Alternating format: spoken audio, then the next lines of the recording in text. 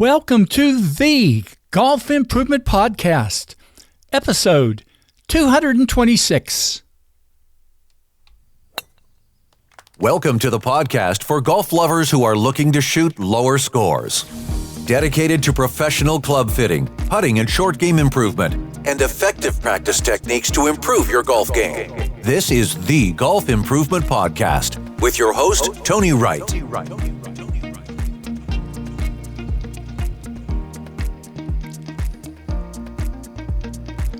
Hello, this is Tony Wright from Game Improvement Golf in Oak Ridge, Tennessee with the Golf Improvement Podcast, dedicated to sharing useful information on professional club fitting, putting and short game improvement, and effective practice techniques, changing golfers' lives, one golfer at a time.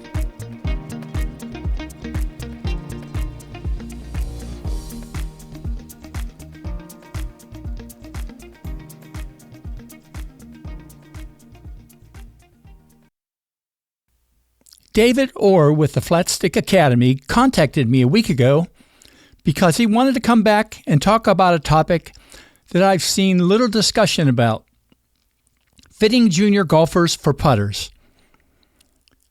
In this episode, we talk about a lot of important elements for helping junior golfers get a great start to becoming a great putter. And much of what we talked about is relevant to anyone who wants to be correctly fit for a putter. Thanks for coming back, David, for the 10th time and sharing valuable information for golfers of all ages. Tony Wright and Game Improvement Golf, changing golfers' lives, one golfer at a time. Well, this is Tony Wright, and welcome to episode 226 of the Golf Improvement Podcast. And some of you may be surprised that I'm welcoming back David Orr, Golf Magazine Top 100 teacher, creator of the Flatstick Academy, and the sponsor of my podcast this year. David contacted me and wanted me to sneak in an interview because he has something he really wants to talk about, and that's fitting juniors to putters. So I'm not sure I've ever had anybody talk about that. So I think this is going to be a great topic, David. Welcome for the 10th time. Thank you, Tony. It's great to be with you again, and I really do enjoy doing these podcasts with you. Yeah, well, me too. Well, like I said, you wanted to talk about this, and what got you started about thinking you want to talk about this with people today? Well, I think this will apply to all golfers, but I wanted to specifically focus on junior golfers, right? And, I teach a lot of elite golfers, junior golfers, college golfers, and a few tour players through the years. And I just noticed that the development of junior golfers, having a putter that is way too long or way too heavy or a grip that is way too big, it's just, to me, it just kind of came to me that, we need to talk about this a little bit, you know what I mean? And talk about, why do juniors have the putters that they have? Obviously, if I go back to my childhood days, I wanted to play the same putter that my favorite player played. You know what I mean? So yeah. If it was Curtis Strange, I had to have a Ping Zing too. Does that make sense?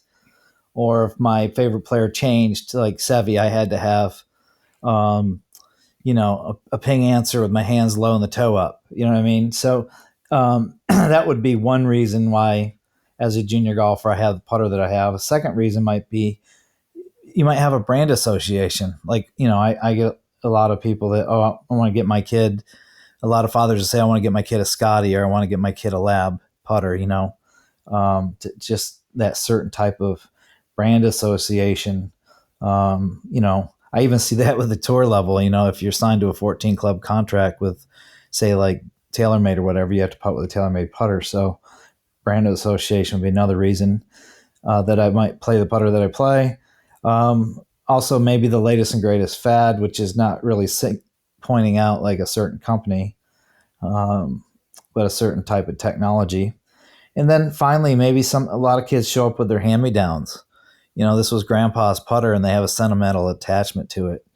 And so once you start doing that, obviously with junior golfers, like how many manufacturers are going to make a 31-inch putter?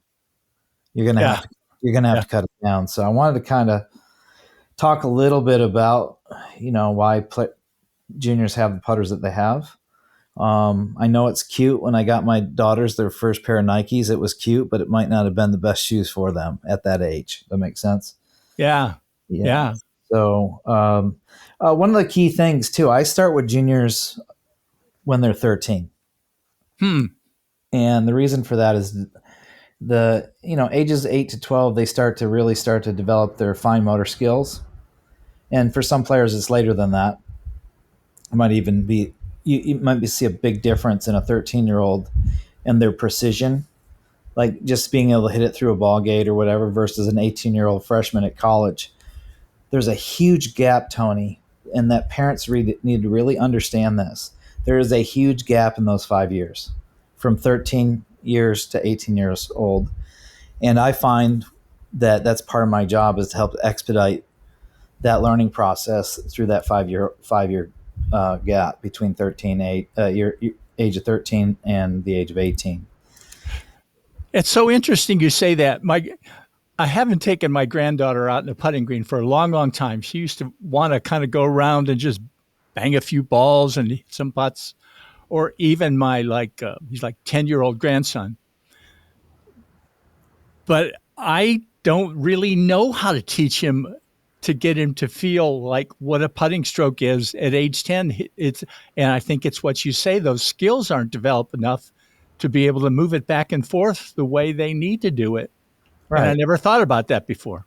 Well, that's what parents need to understand from this podcast, is it has nothing to do with how old your child is, chronological age, and it doesn't matter what their portfolio is, how many times they've been ranked number one in the world, or how many U.S. kids.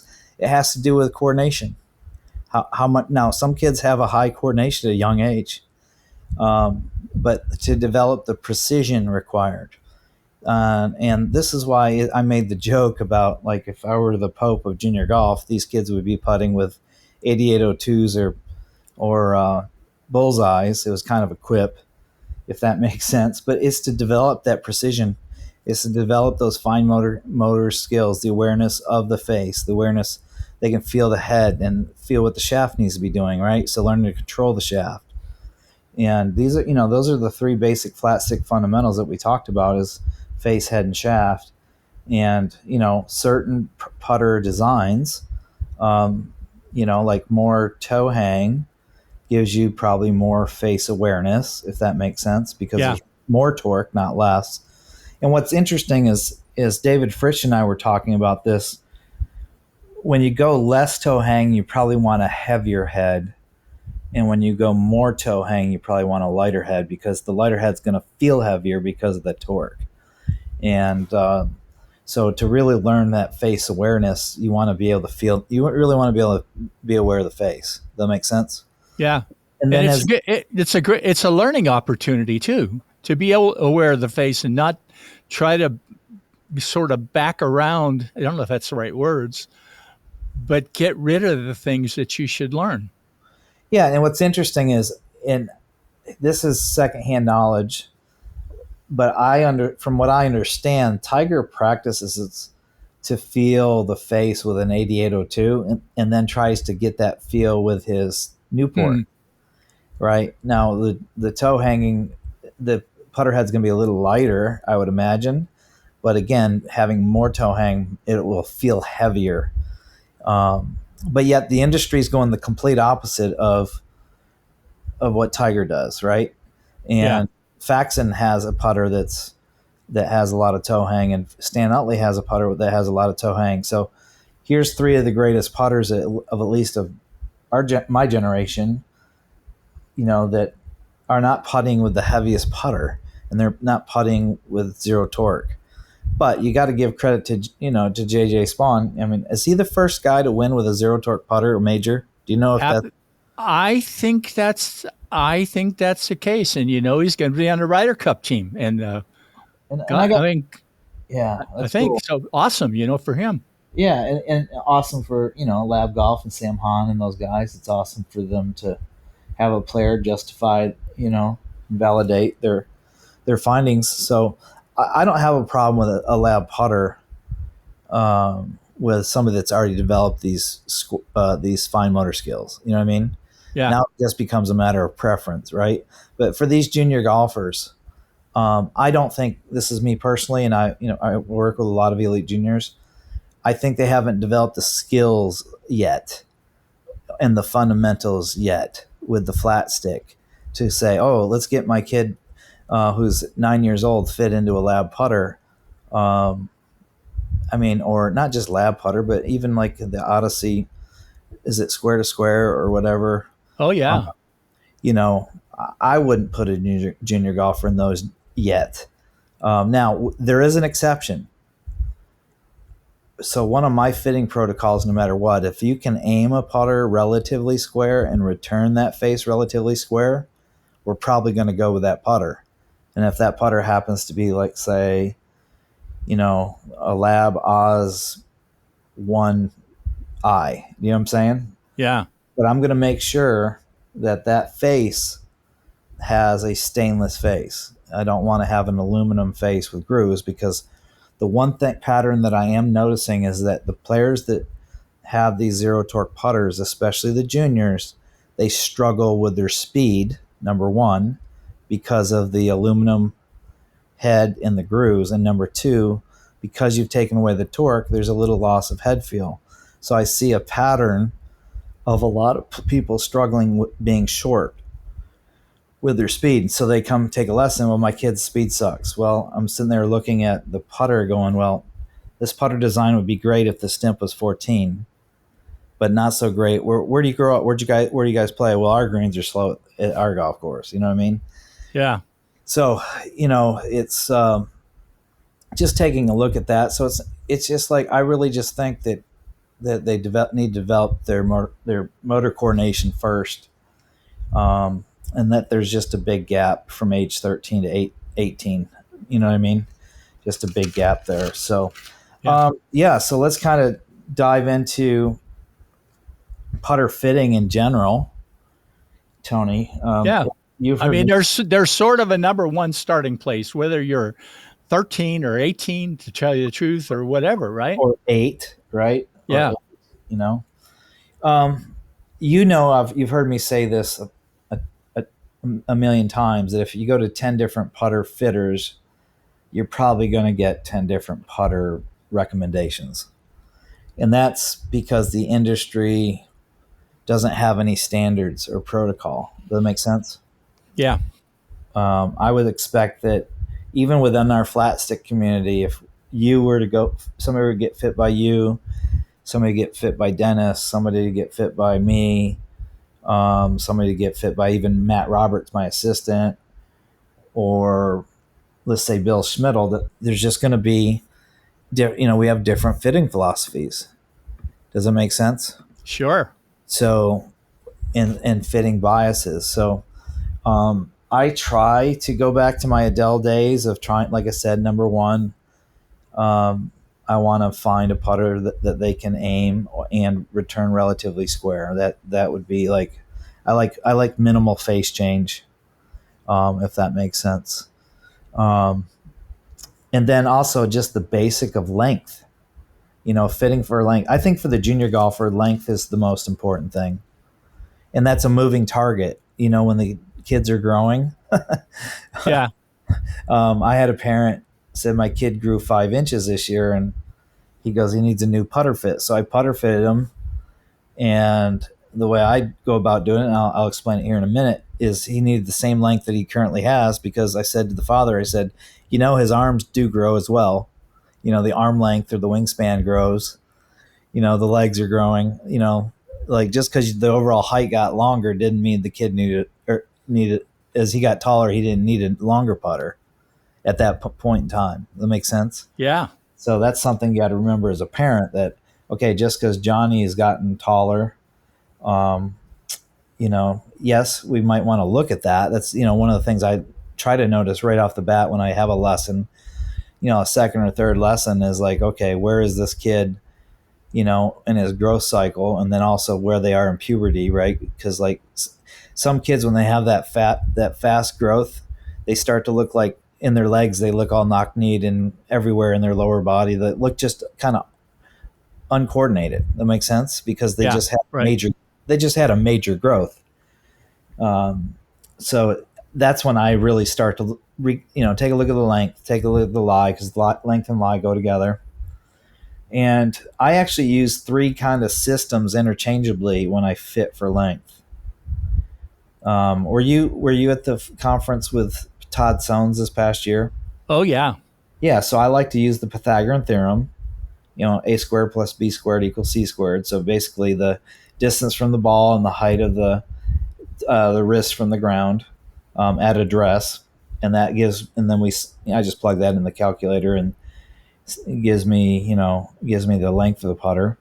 And then believe it or not, remember the old Ping color code chart or their Ping app? I don't remember that, but when I was doing it, it was the old Seymour chart, to tell you the truth, but it's Gotcha. probably pretty similar. Yeah, well, Never Compromise has the chart that Todd Sones came up with.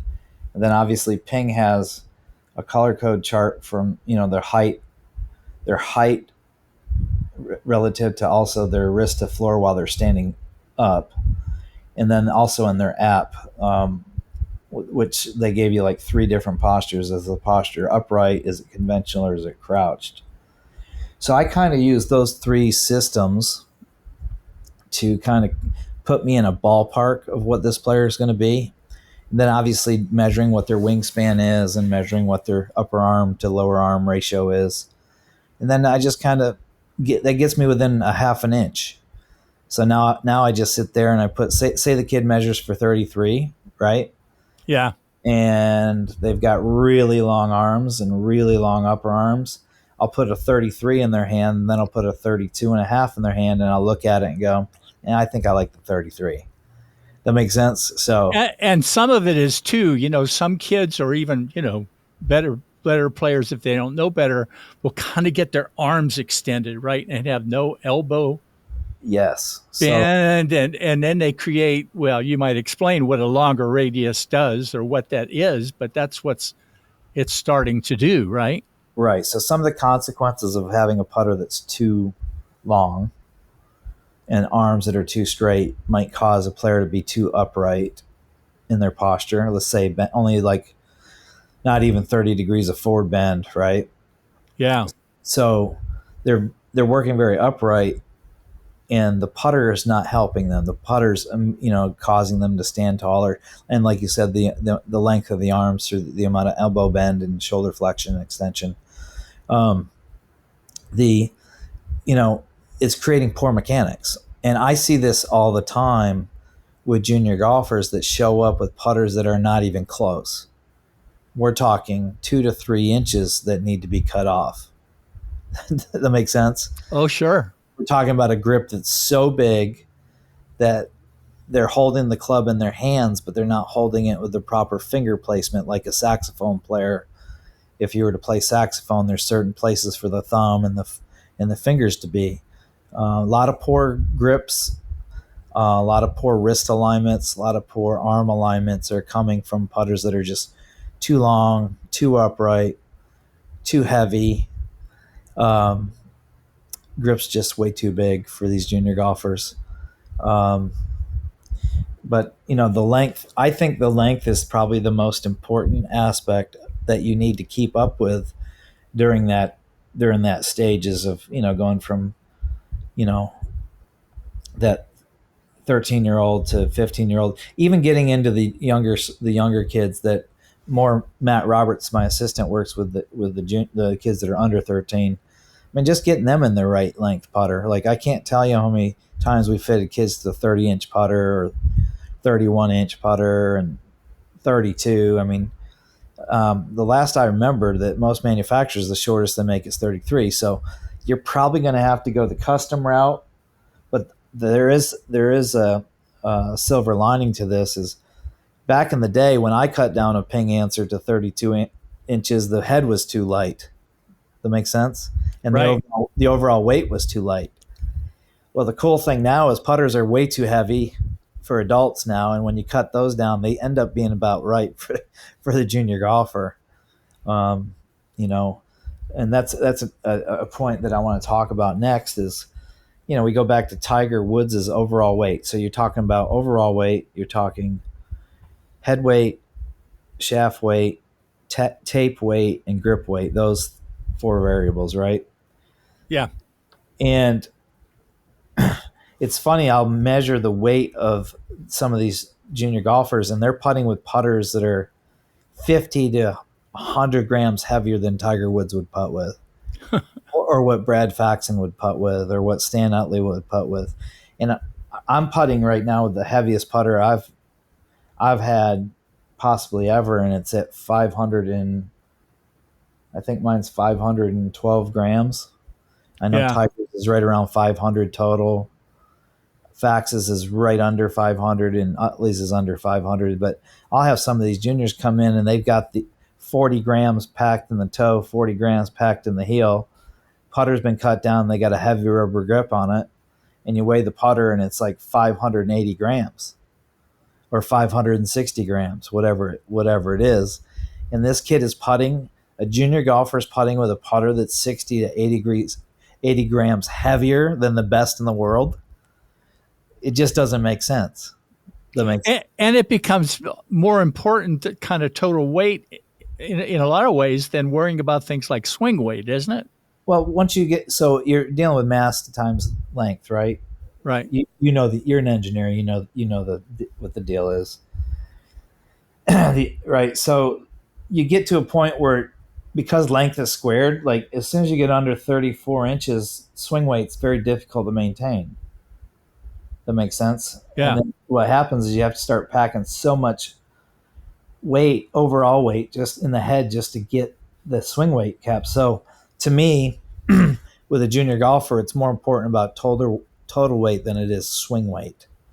Because when you get a putter cut down to 30 inches, you're not going to get it up to the same weight as your sand wedge, so to speak, swing weight wise, and nor should you, in my opinion. Right. So yeah, you've done a lot of club fitting in your day, right?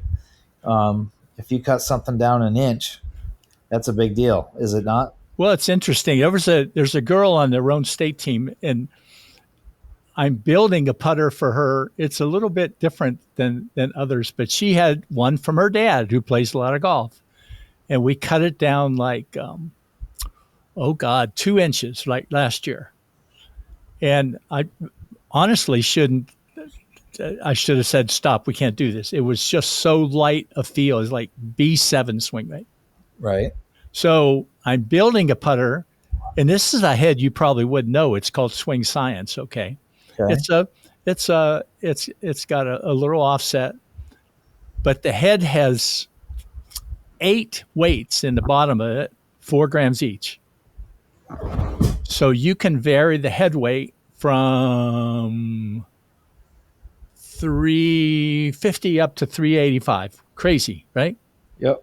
And we'll find the right weight that works for her at 33 and a half, which is about the right length for her. Okay. But that weight's going to be real important in that shorter putter. Yeah. And here's the thing too. I think the head weight differs whether you're using a blade or a mallet. Yeah.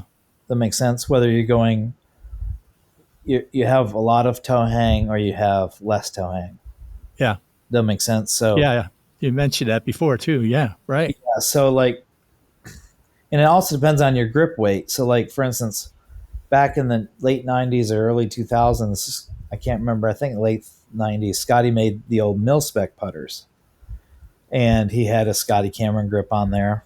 Can't remember how much the grip weighed, but it was probably maybe just under 60 grams, we'll call it, maybe just under, I can't remember. So you got to consider the grip weight that you're putting on and the length, and then also the head weight. So I can remember, I might get it wrong, but I'm going to try my best. So I think the 35-inch putter, which was a blade, a Newport, was a 330 head. That's about right. And that's about what he still does. And then the 34 inch was a 340 gram head. 340 to 350. And then 33 is about 375, roughly. Yeah. Well, but I'm talking about back in the 90s now. Oh, okay. I'm not talking about what he's doing. Now that I don't know. Yeah. So it was 330 at 35 inches. And at 34 inches, it was 340 gram head. Mm-hmm. And at 33 inches, it was 350. Right. I think he was closer to more correct back then than now. Yeah. But with one exception. Depends on the weight of the grip you're putting on there. Yeah. So let's go from a 60 gram grip to an 80 gram grip. Right? I put an 80 gram grip on that 330 head. That's going to feel awful. It's going to feel too light. So I'm going to have to add weight to that 35 inch putter. You see, because and then you're going back and forth. Well, and now we get to the 34 inch and we've got an 80 gram grip on there. Well, now I probably want to be at 350, 355. Yeah. Right? And then I've got 80 gram grip on a 33 inch putter. Now I'm going to want to be closer to 360, 365. This is something that David Frisch and I at Goodwood Golf have talked about quite a bit, is like getting the right ratio of weight. And it's funny, David just called me as soon as I mentioned your name. He just dinged me on the phone. But yeah, so I think it differs for blades and mallets. I think mallets tend to be a little heavier, and so I think I think it really just depends on the grip that you're using and the overall weight you're shooting for, if that makes sense. Plus, you got to consider the weights of the shaft as well. I'm not as keen or as on the weights of the putter shafts, if that makes sense. And like Paul Horian's more of an expert on that. I know Michael Manavian's done some work with Gears, and I know that Gears has a putter shaft out they make for lab. But I would think that again applies to the overall weight. I don't know about the frequency of the shaft, but it has a certain feel. Certain shafts feel a little firmer. Some feel a little softer. You know what I mean? And it's hard to believe that a firm shaft is necessarily going to be good for somebody that's kind of starting out, at least to me. Well, hard to know, though. Well, yeah. I mean, I think that would be an area that could be, look under the rock a little bit more. But,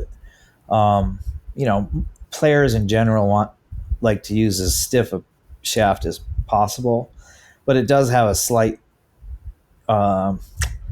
very slight influence on the dampening of what you're feeling from the head up through the shaft into your hands. That's why, like, grip material and texture is so important. So, like, you have a lot of dampeners in the market right now. And what I mean by dampeners would be, let's just say, okay, we got an aluminum head, we've got wide, deep grooves in the head. That's a dampener, right? Then let's say a certain type of graphite shaft might be a dampener, and then you got a polyurethane grip. So you got aluminum head, you've got graphite shaft, and you got a polyurethane grip. You're not going to get a lot of feedback from that combination. Does that make sense? Yeah. Now let me give you a different combination. Let's go with a carbon head with a fine milled texture, say 0.02 of an inch of milling, which is not very deep. Steel shaft, yeah. Yep. And then a leather grip, like a Grip Master, or a rubber grip like a Pingman. You're just going to get there's more feedback, there's more sound. Oh, and one of the things that Bill Schmidl and I have been talking about too is the combination of ball.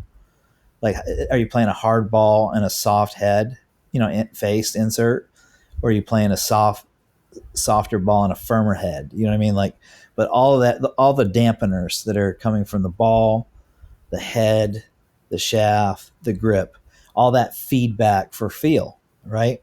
Yeah. These are things that I don't think people are considering. They're just buying a pair of Nikes, right? Because it's cute. You know what I mean? So, Are you seeing a lot of the juniors coming in with big grips too, or oh yeah, it's often on? oh yeah. And one of my favorite grips for junior golfers is the Super Stroke PT 1.0. Yeah. It's a pistol grip, but it's kind of shaped like a ping, but it's a 1.0. So, but remember, polyurethane's a dampener, right? Now, another grip I like to use, obviously, is a Ping PP58, the original Ping grip that's blacked out. And then you just throw wraps of tape underneath it to make it thicker if you need to. I forgot, how much is grip tape weight?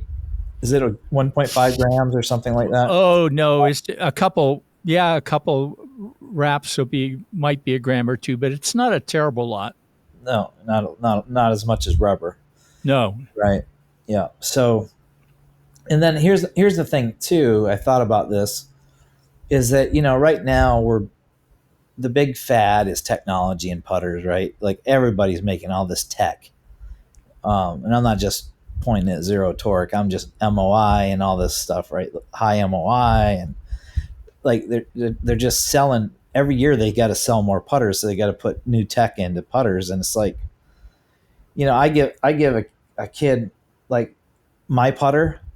As soon as I see somebody struggling with speed, I'm like, here, hit mine. You know what I mean?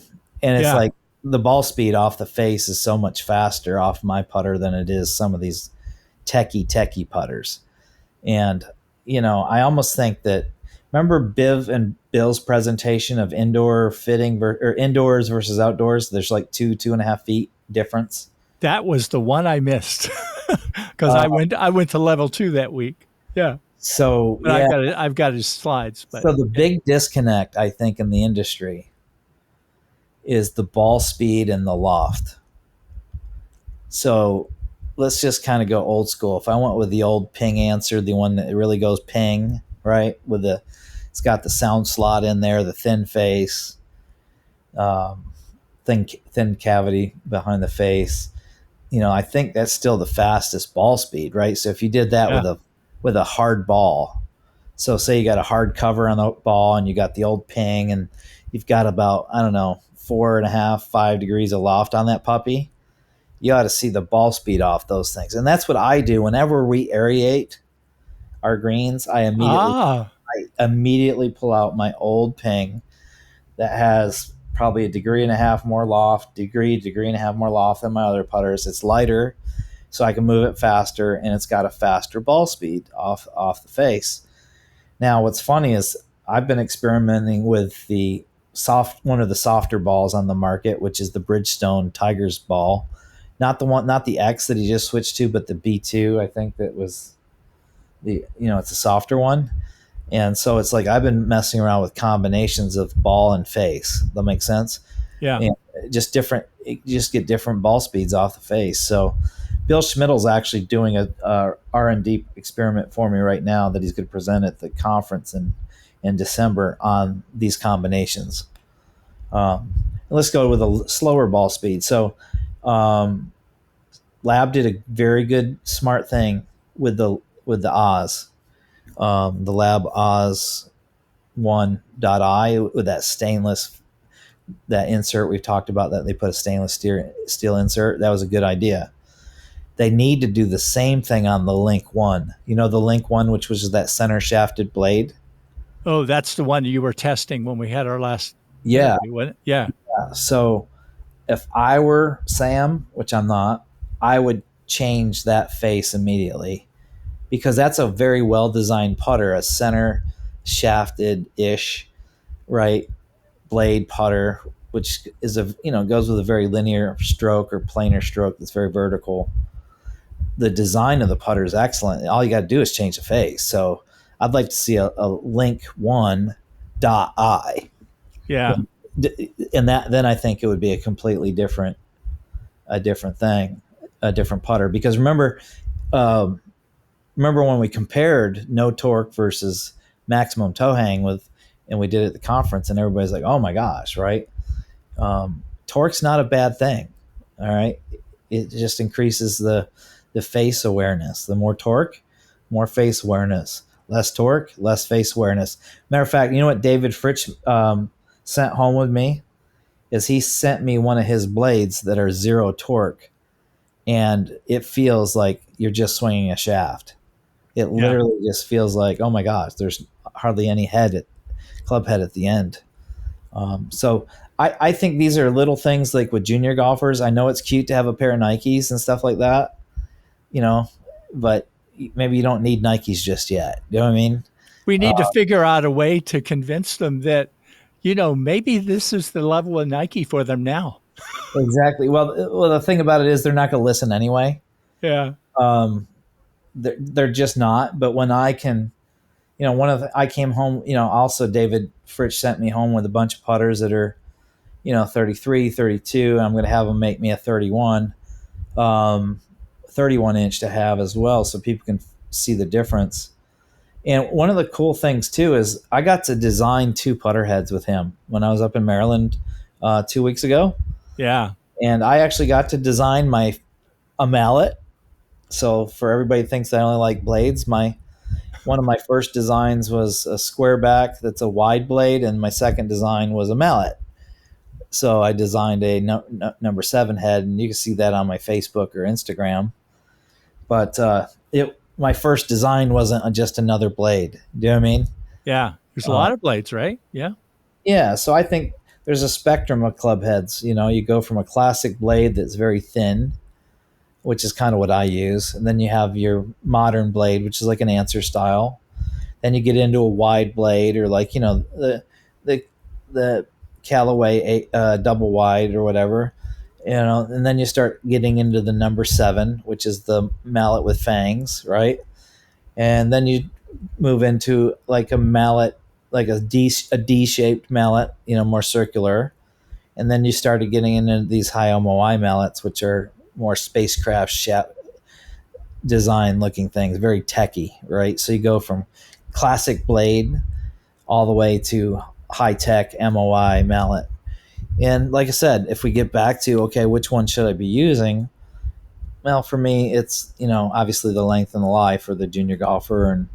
And then what putter do I aim the best, and which one do I return the face the best? So I have a bias in my fitting toward fitting a putter head that has the least amount of face change from address to impact.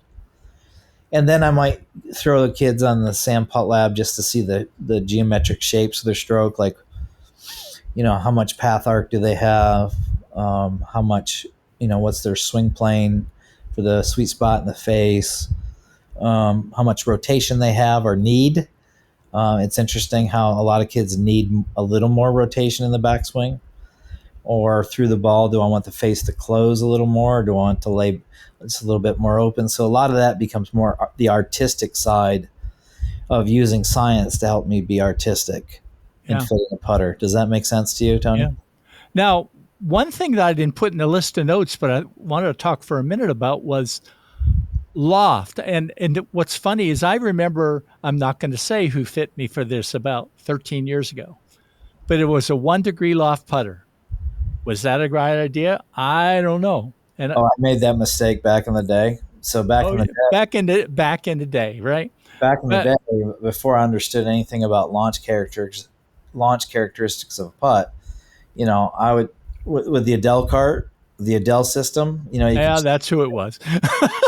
So I actually even apologized to David Ogren because I had fit him to I think a 1 degree putter, because that's the one he aimed the best, right? Mm-hmm. Because loft can affect how the face looks to the player. Right. So players are right. So what's interesting is, when I was fitting, so we can get into fitting philosophies. I was fitting for aim. That would be one fitting philosophy, but I wasn't fitting for launch. That makes sense? Yeah. So I got him to aim it good, but now he's just hitting every putt into the slope or into the grain. Like when you're putting in Bermuda, you definitely need more loft. You know what I mean? And it was just poor launch conditions, right? Yeah, I've got a 3 degree loft in my putter now. It seems to be much better. And as I've learned from Biv Wadden's research that he's been doing, is especially on Bermuda greens or POA, right? you just probably need to have more loft because it's easier to de-loft it either at address or in the transition when you need to, if that makes sense, than it is to add loft, right? Yeah. Yeah. And I think the biggest thing I learned from Biv is like, don't fit loft indoors, fit loft outdoors, because there's that friction difference between indoors and outdoors.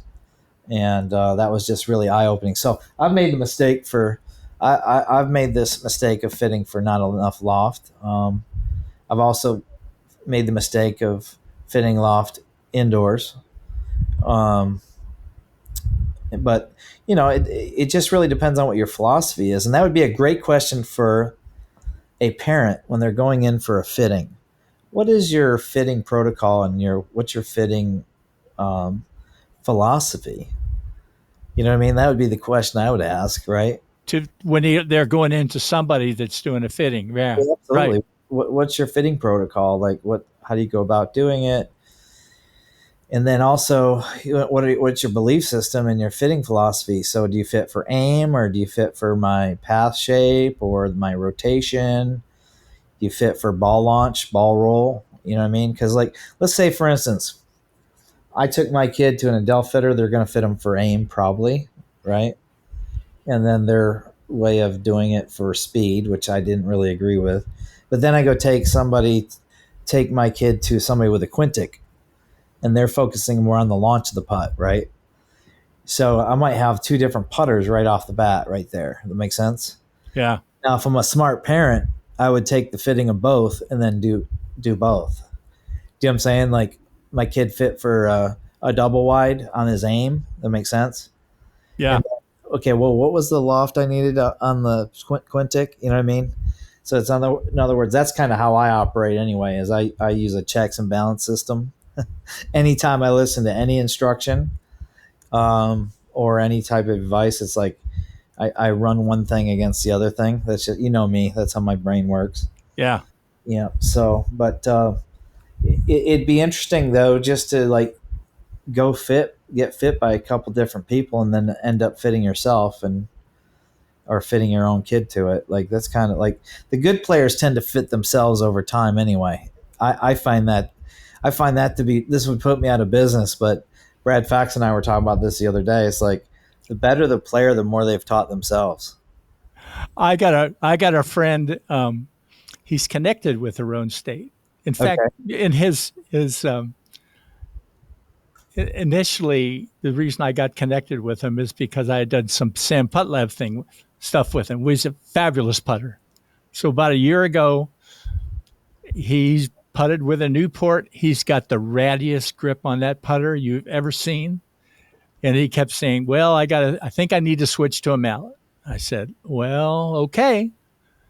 And I saw him a week ago. I said, is that Scotty back in your bag? He said, uh-huh. Because he was great with it all the time. Yeah, he's familiar with it, right? Yep. So it's kind of like Grandpa's gun, right? You've been with it for a long time. Well, you know where it's shooting, right? Yeah, you aim left and you block a little bit into the hole, and you develop that pattern, right? Yeah. That motor pattern of aim left, push it back in, and then that's one of the areas too where I got in trouble fitting for aim, is somebody that has a directional bias in their stroke. This happened to me with Dr. Broadhurst, who used to come see me every Thursday at 11 o'clock. And, Dr. Broadhurst would aim 2 degrees left, push it back on line, right? Well, then I get him fit for a putter for aim, and now he's aiming straight, but still has a 2-degree push. And boy, to get him to square the face up was impossible because of the design of the putter. It was a maximum toe hang, no offset, heel shafted mallet. So remember we go back to the weight thing? Remember we talked about the more toe hang, you want it to be lighter, not heavier? Well, that's why he could never get the face back to square, for that amount of toe hang, the head was just way too heavy. And so even though he aimed better, the face still just lagged open, the toe lagged open. But a zero offset heel shafted mallet. I want you to visualize that in your head. no offset, right? Yep. Yep. And then offset's one of those things too that, has, that's a player preference on like how much hooky or cutty you need the face to be on the path, right? So you'll see a lot of players that have a little inside down the line or inside out stroke. I'll fit a blade, a square back, a number 7 with a plumber's neck, or even like Scotty Scheffler's spider with a plumber's neck. That's good for people that need the face to close, or they actually aim that hosel better. That makes sense. Yeah. Or some people just are used to having that hosel from their junior days when they had an Answer style or a Newport, and they transfer that right into the mallet. That makes sense. And one of the things that I designed with David Frisch on our mallets was a single bend shaft, because a lot of mallets come with either a Odyssey double bend or even a triple bend shaft for face balancing. You know what I mean? Yeah. Right. So we went with a single bend shaft, and we trimmed it a little bit so it has just a little bit of torque in it, a little bit of toe hang in it, and that was kind of fun. So I can't wait for these to come out. Matter of fact, that's probably why David was calling me, was to let me know what's the statuses of those heads. Because, like I said, I designed 2 different heads. By the way, that's Goodwood Golf for those who wonder what you're talking about. Yeah, so Goodwood Golf Company, Goodwood Golf Co. on Instagram. Take a look at his stuff. I have a relationship with him because we're friends, and now we've become friends. We talk all the time. David does an unbelievable job. You got to remember, he's a one-man band, which means he's in his garage. He's got his CAD system. He's got his 3D printer, so we can see what it looks like before we put the mill to the metal. Then he has a CNC machine, and he's got neat toys. he does, and he's got an interesting story. You ought to get him on one of your podcasts. It'd be great to talk from a guy that just sits in his garage and makes them one at a time. You know what I mean? And I'm excited for these 2 new designs that we did together, because I'm definitely going to use these 2 heads because I kind of put them in the middle of the spectrum, if that makes sense. Yeah. I think they're going to fit a lot of people. That was the question that David had asked me. He goes, I want you to build me a design or 2 that would fit the middle or the masses. And that was our objective. Like, what designs would fit a lot of people? And that's kind of was the motivation between our designs. And I also had in the back of my mind, obviously, junior golfers. You know what I mean? Yeah. What's gonna be a head design that a junior golfer, if we got to make it at 32 inches, that's gonna be the right proportion. I even made the footprint smaller on both of them. Like on the overall head size, we shrink the footprint on the mallet, and we also shrink the footprint on the double wide blade, or the wider blade, so that it's easier to control the face. So one of the things that people don't consider is the length of the blade. Do you see what I'm saying? Like a really long blade versus a more compact, shorter blade. And we could do that because we're making these out of carbon steel or stainless steel. We're not using all different metals. It's like David said to me, he goes, man, I would love to design a number 7 version that's all one piece. You know what I mean? It's all one piece. Yeah. It doesn't have other metals like aluminum or whatever. And so that was a fun thing to do, was to go into the thoughts of designing these putters. And to be honest with you, it's like, I'd rather see somebody spend, like, his putters start at $400. These are custom putters that you start at $400. And obviously, if a la carte it, then you start getting, I want my hand stamping on there, and I want a tour dot on the heel, but I get the loft, milled into the face and whatever.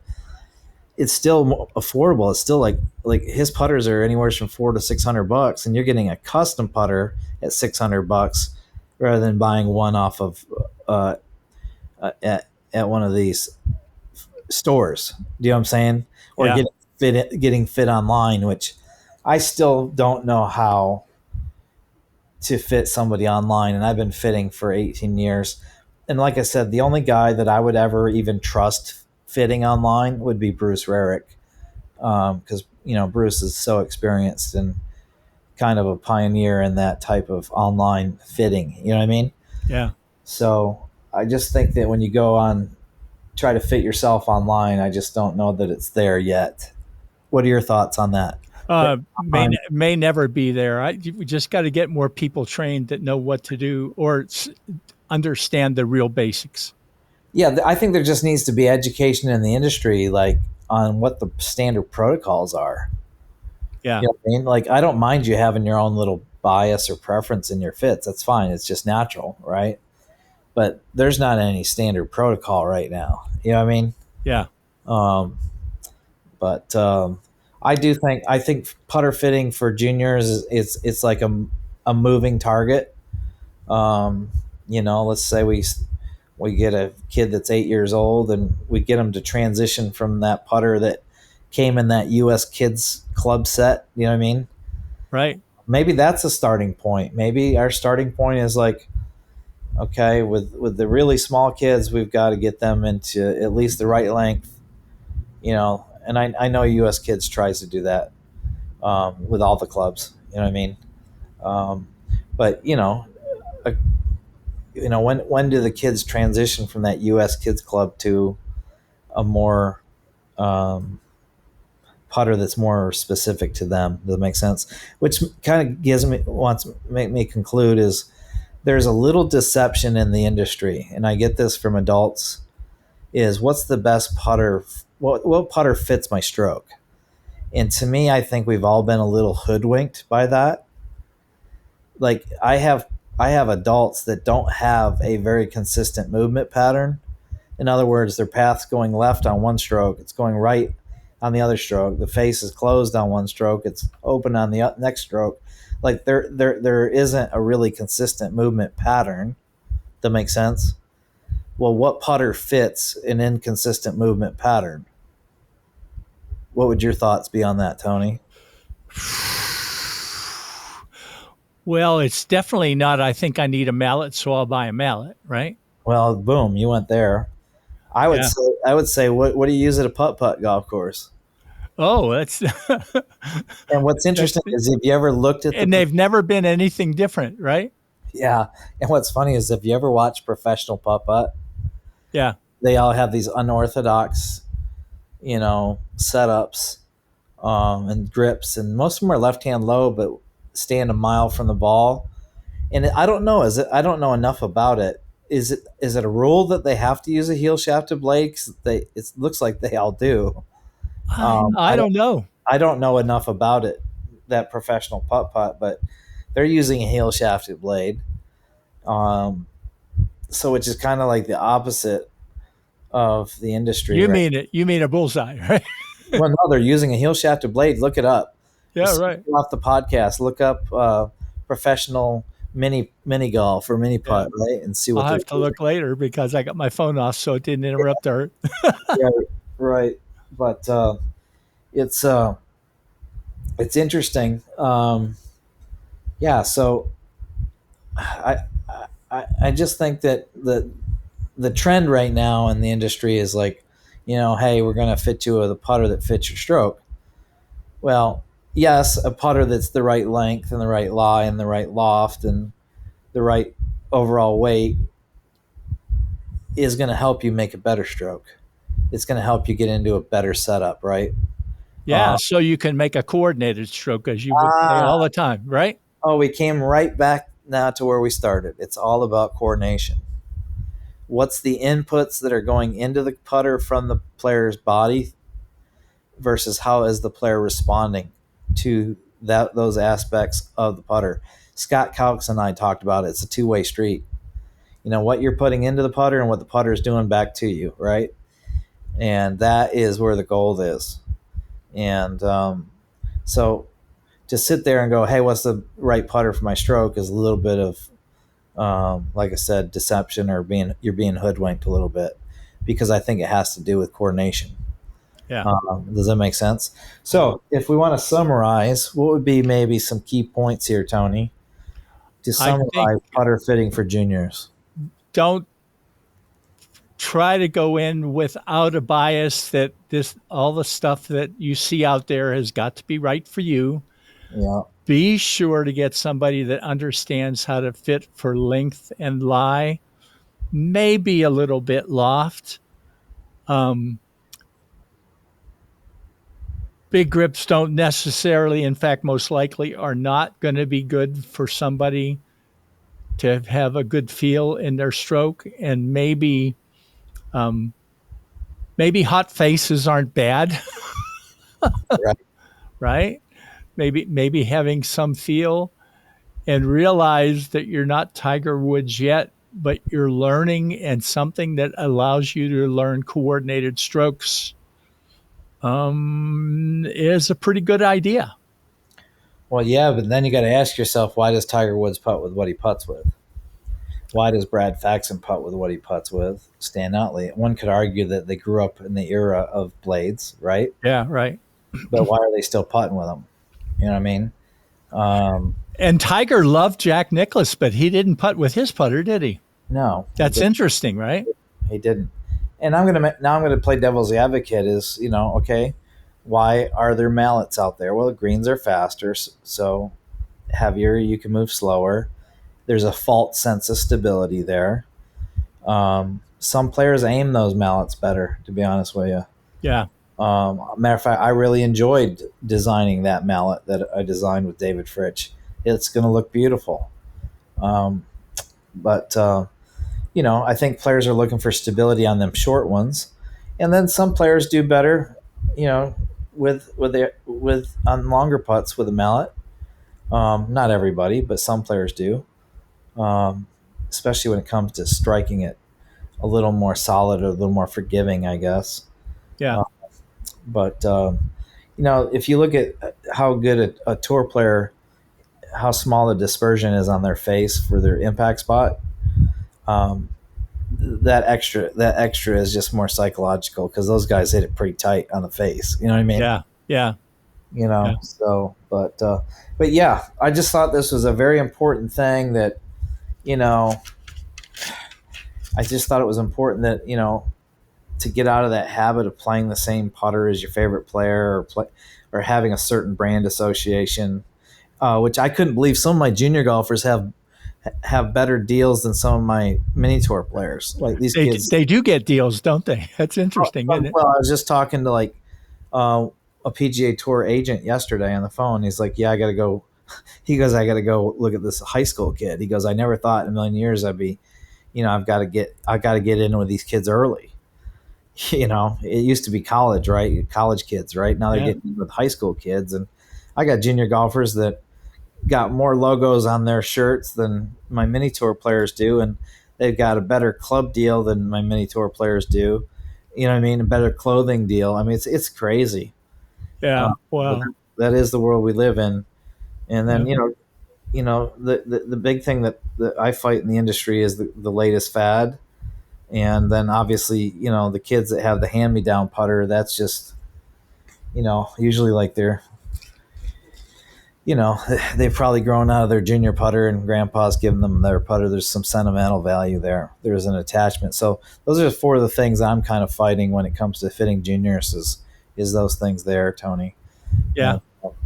But yeah, so having the tools to create junior putters, and having the toolbox to do some fitting, I think is important.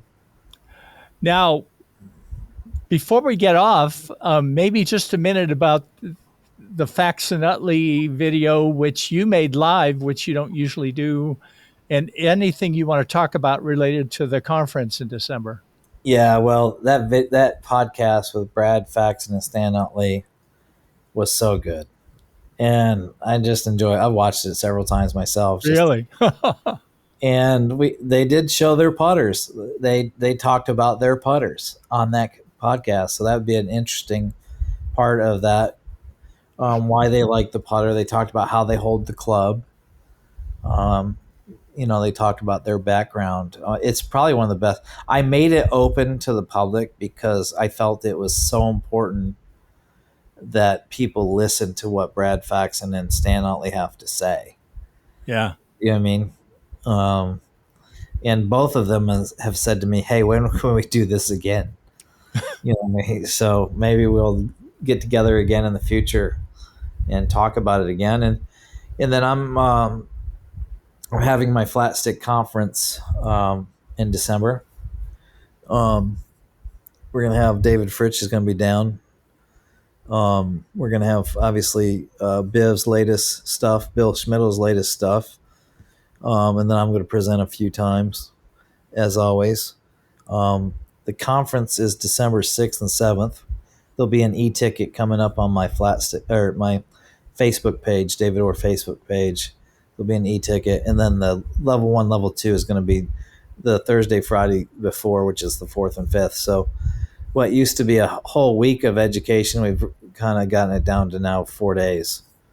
So. It's going to be fun. Yeah, it'll be fun.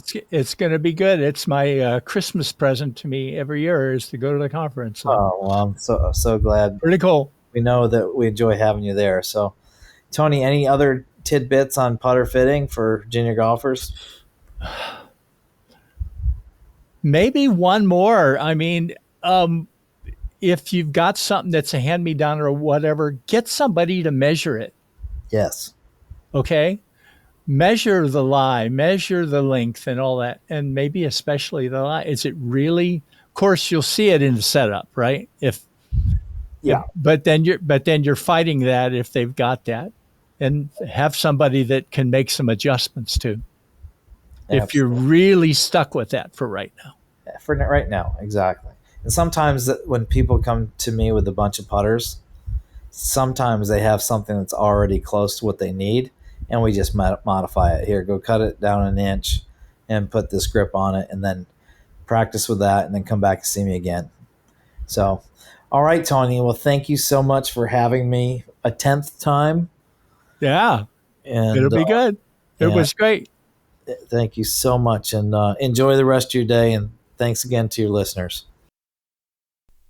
The Golf Improvement Podcast is sponsored by David Orr and the Flatstick Academy. Putting instruction without all of the bull. www.flatstickacademy.com. Thanks again to David Orr for sponsoring my podcast and website in 2025. In the link I've provided in the show notes, you'll see that David has created more than 385 Flatstick videos, more than 7,000 hours of content, and 90 premium articles. Subscriber cost $9.99 a month. Incredible value for the money, especially if you want to stop being swayed by much of the awful putting content you see from Dr. YouTube. See www.flatstickacademy.com for more details. I mentioned in the previous episode that David published an amazing hour-long podcast interview with two other putting gurus, Stan Utley and Brad Faxon. He felt this interview was so good that it just had to be shared with the world. So I put a link in the show notes to where you can watch this amazing interview. In my previous episode with Dr. David Creswell and EquiHealth, they provided an opportunity for listeners to use the EquiHealth meditation app for free for 3 months, and for them to get some beta testing data on the biosignal respiration model that they're working to add to the app. You can take advantage of this offer with EquiHealth by loading the app on your phone and using this code, capital G, capital L, capital F, number 4, capital L, capital F, Golf for Life. And you'll have free, full premium access to the version of the app that has the biosignal respiration model added. I'm using this version every day in my daily meditation. Note, you'll have to complete what they call elite user terms to allow the EquiHealth team to anonymously use your respiration data to improve the EquiHealth breathing models. Some of you are already taking advantage of this great opportunity. It's a win-win for everyone. And I'm going to sneak another little shout out in there, and we'll see if my friend Doug Geringer listens to this one. Because about 3 weeks ago, Doug shot 72, and Doug is 73 years old. His first ever time of shooting his age. Way to go, Doug. If you click the link in the show notes for this episode, you can see all of my favorite previously published podcast content. I hope you'll subscribe to my YouTube podcast channel and also like the episodes you listen to through YouTube. Thanks.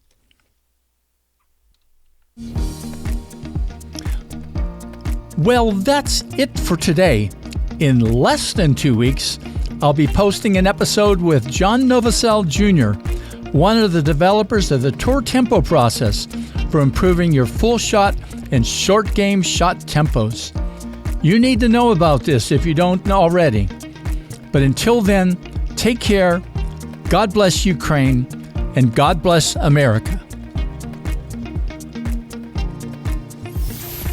Game Improvement Golf, changing golfers' lives, one golfer at a time. www.gameimprovementgolf.com